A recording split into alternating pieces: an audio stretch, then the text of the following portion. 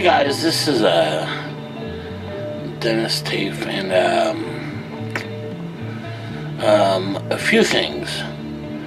Well, I had purchased these Albion hybrid amps, and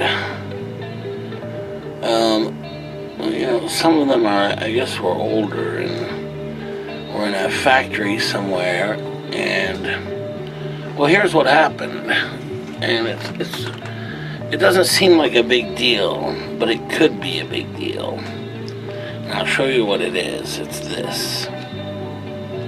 What is that? Right? It's got a little metal piece here, reinforced. It's rubber.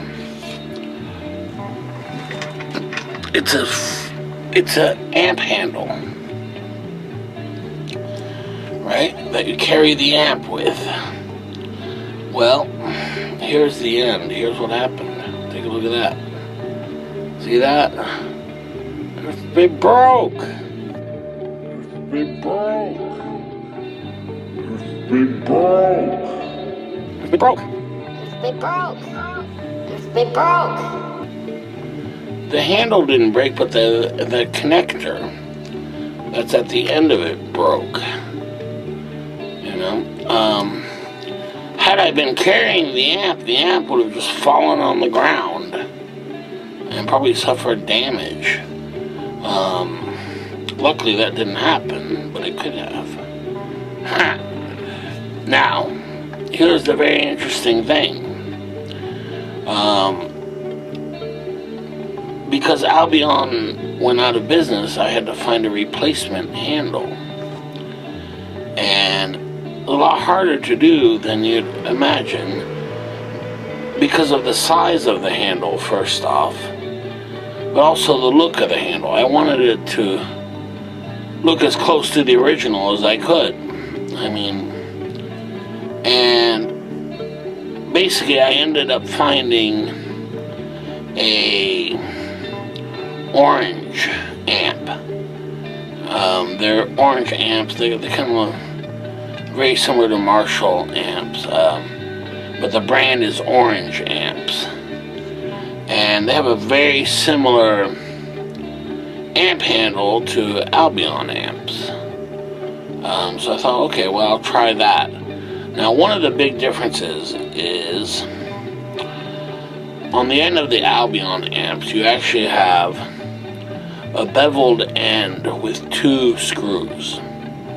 On the Orange amp, you have a beveled end with 1 screw. Doesn't really make a big difference at all, if any.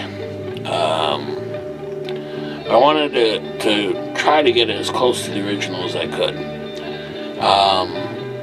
So, it took me a few minutes to change it out, and it works great, and I'll show you. First, let's take a look at an original.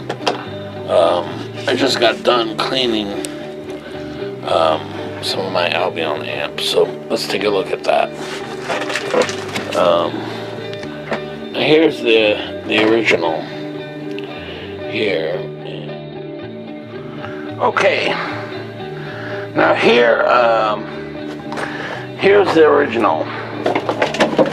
It's the original Albion AG40dfx little combo amp, and there's the original strap. Notice the ends are beveled, have 2 screws, and when you hold them up, kind of like that. Okay. Now, unfortunately, when they get old, they get a little brittle and they break off. So that's terrible. So what I wanted is a replacement that looked very similar. And here's the amp where I replaced the handle. Here it is. Another Albion AG40dfx. And there's the replacement handle. If we take a look at it, one thing you'll notice is, aha!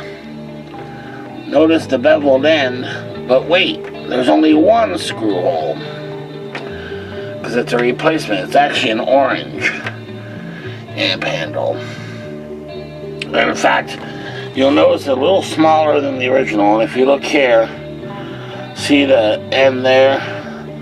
That's where the original was.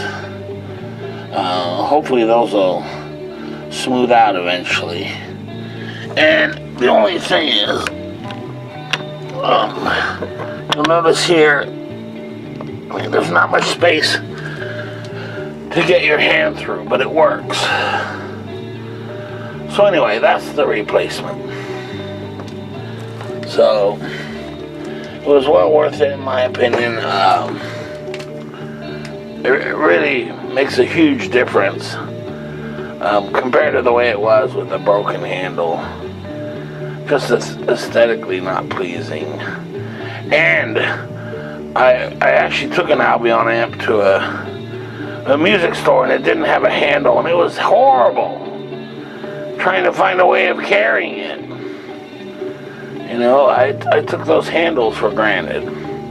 So anyway, if you have one of these amps and the handle breaks, there's a good alternative, is the orange amp, if you want it to look similar anyway.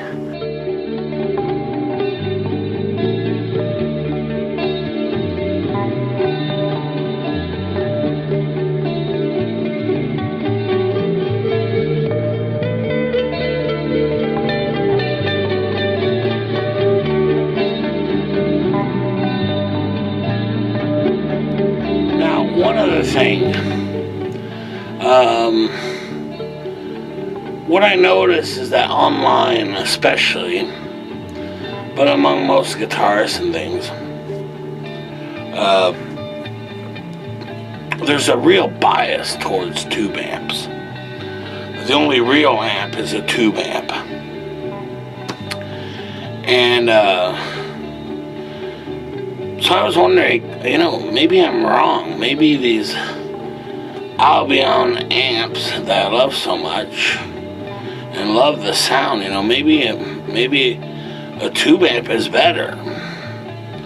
You know, instead of a hybrid amp like the Albions, where the preamp has a tube in it, but the power amp is solid state. So, just to be sure, I went to a music store recently and I tried out several tube amps from several manufacturers, including Fender, Custom, and a few others. And I'm really pleased to report back that other than the gigantic price difference, I mean, these were $700, $800 amplifiers compared to the, you know, $150 40-watt 1x12 tube combo, and these were 1x12 tube combos as well. I mean, instead of the Albion $140, you know, hybrid combo amp. And I'm really pleased to report back that there wasn't a big difference at all. Not at all. The Albion held its own easily. Had the same type of feel, the same punchiness, bounciness, the warmth was identical. So, to me, that made a huge difference in the confidence I have with the Albion amps. Highly recommended. And don't get me wrong, the tube amps I tried were very nice, and I should add, I'm talking about clean channel. Okay, I realize people take tube amps and, you know, push the clean section until it starts distorting a bit and that kind of thing, which is not my thing at all. So I'm just talking clean channel.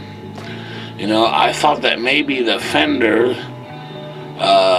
you know, a full tube amp would have a little better clean channel, but that's not the case at all.